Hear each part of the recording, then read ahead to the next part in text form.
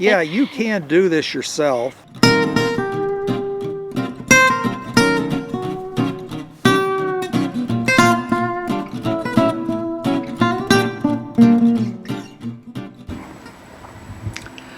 Hey gang, it's Jim and Sharon with Drive to Ride, and today we're going to be talking about disc brakes and the installation on our newer rig, the Momentum 376TH, and why we did it. So why do you go to the expense of installing disc brakes?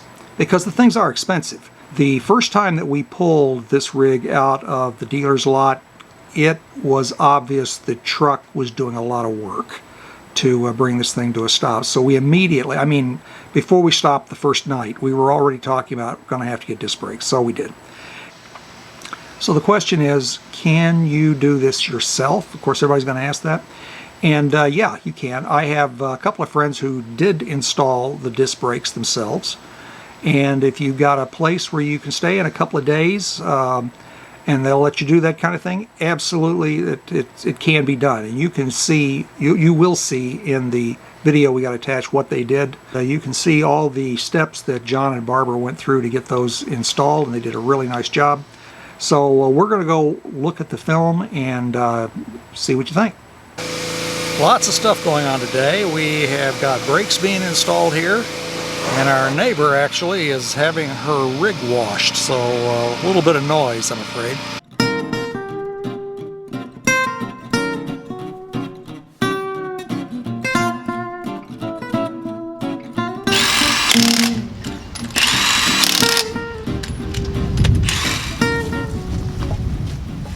This one will show you why you like to do why you do them.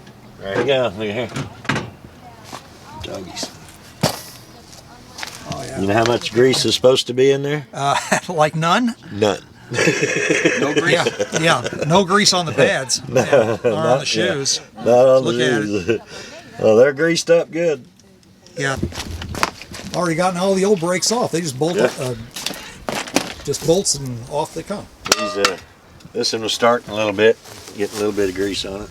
Yeah. Here, I'll take that greasy one off next here. Wow.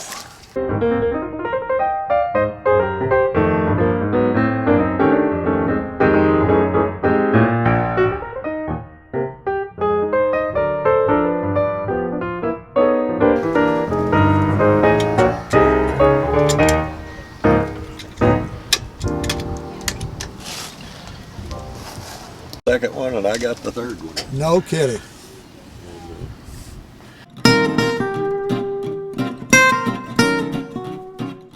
They might. Right? You want any more of the coffee? Now then, it's probably ice cold. I like it cold. Do you? I'll be swiping my coffee. I was sitting on there waiting for it to get cold. I do. I like it cold. Okay.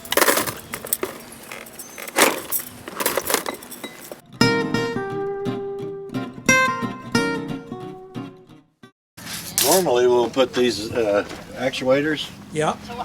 in these propane compartments here. Sure. Okay. Got a bracket mount right here, and it just sits on it then, and Oh yeah. Okay. tends to work pretty good.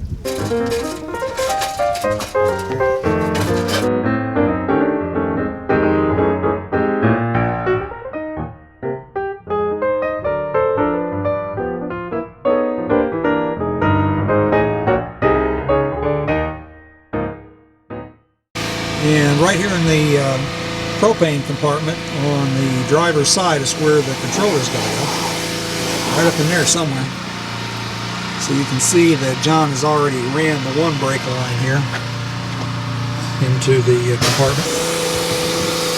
Oh, I see. So you have different pieces of it, so you can make it whatever length you need it to be. Right. So here's the end of the main line. Yeah. As long as you get back to the axles with it, you're good, you know. So is it just a single one back to the main, the one single main line and the other three branch off? Right? Yeah. And, yep.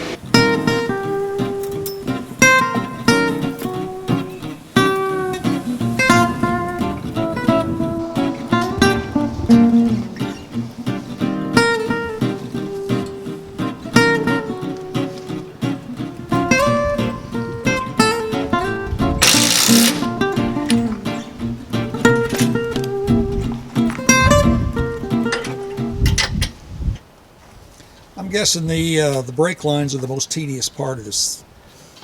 Yeah, and there's a few do's and don'ts to things. You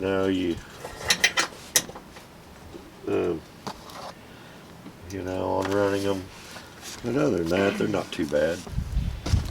It took us all week. It took me all weekend on my first one. I'll bet that's right. Yeah. Playing a weekend, playing 2 or 3 days, you're going to get disgusted and walk off. And you're going to bleed. You're probably going to say bad words. Yeah. Yeah. And Well, you'll, So long as you're prepared for all that, shouldn't be no problem.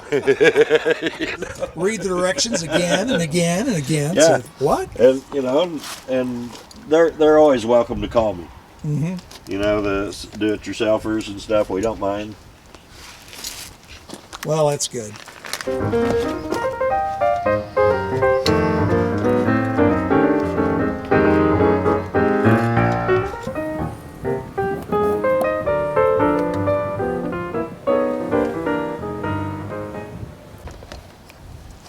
So you are putting together the wiring on this thing. The wiring harness.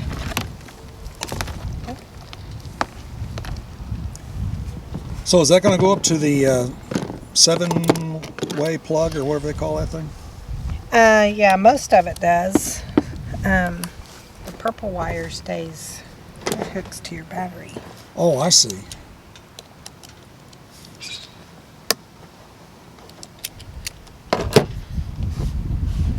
So how many output ports does that have? Just the one? That mean for the hydraulics? Just one? So it all comes right out of there. Yes, and then this is a shared reservoir. I see. Okay. So it's just wherever it's put, it's Yeah. a convenience side. John usually puts it right there in that Uh-huh. compartment.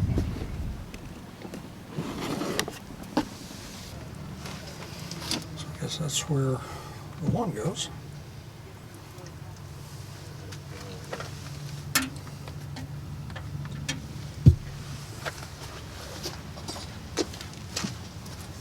Very neat. Really neat when you got watching somebody who actually knows what they're doing.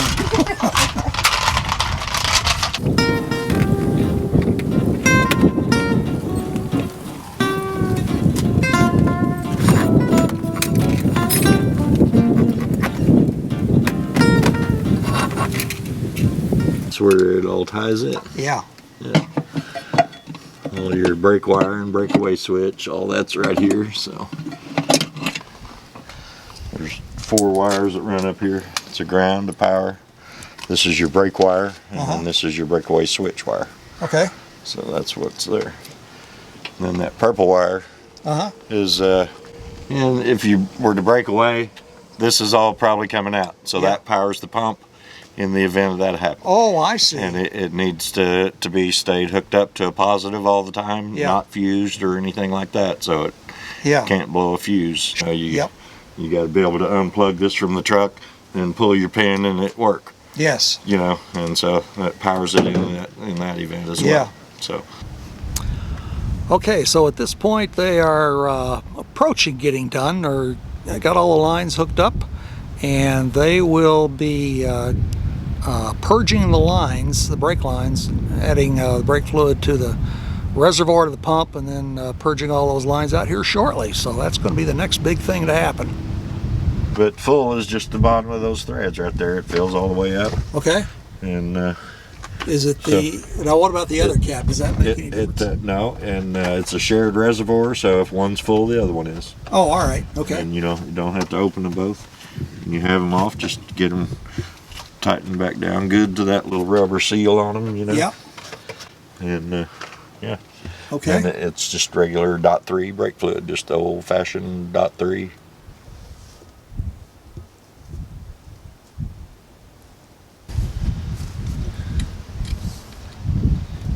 Okay.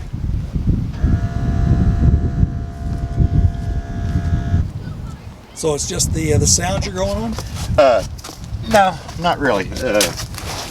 I can feel the air bubbles coming through the hose. Okay. And okay.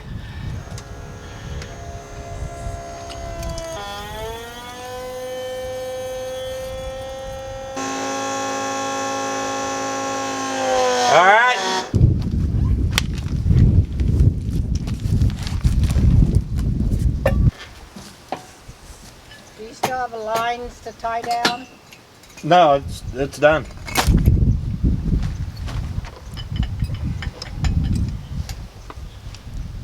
You can certainly put these on yourself. Now, one of the reasons that I didn't is I have a shoulder problem. I've got a bone spur in my shoulder, so I'd have problems trying to pick up the tires and stuff like that. But if I didn't have that, I'd have done this myself. He would have. He would have loved to. Yeah. He likes to do it himself. Give yourself a couple of days. You know, don't rush. Long weekend, something like that. Yeah. And just take your time, and you could certainly do that. And we love them, and we really noticed a difference. And we did have some that already had grease in them, which means they weren't going to be working very well. So I am so grateful we did it, and thankful that we can now stop on a dime. Yeah, we can. Yeah. Maybe a quarter.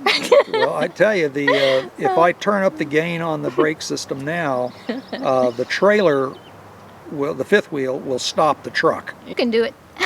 Yeah, you can do this yourself. It's a lot, but you saw, and I think helping to see what the process is. That you know, you can do it. And he said you could call. So if you decide you want to do it, go to it. Performance Trailer Braking is the people to go see. They're going to tell you what you need, and they're going to be able to work with you if you have any questions. And I think they're great people to work with, just start to finish. So and by the way, they're not sponsoring anything. No. I think they're just a great product, and happy. You'll enjoy working with them. So anyway, that's it. Jim and Sharon Drive to Ride, and we will see you guys later. Drive safe. Yep. Hi gang, it's Jim and Sharon with Drive to Ride, and we are going to give you an update. Yeah.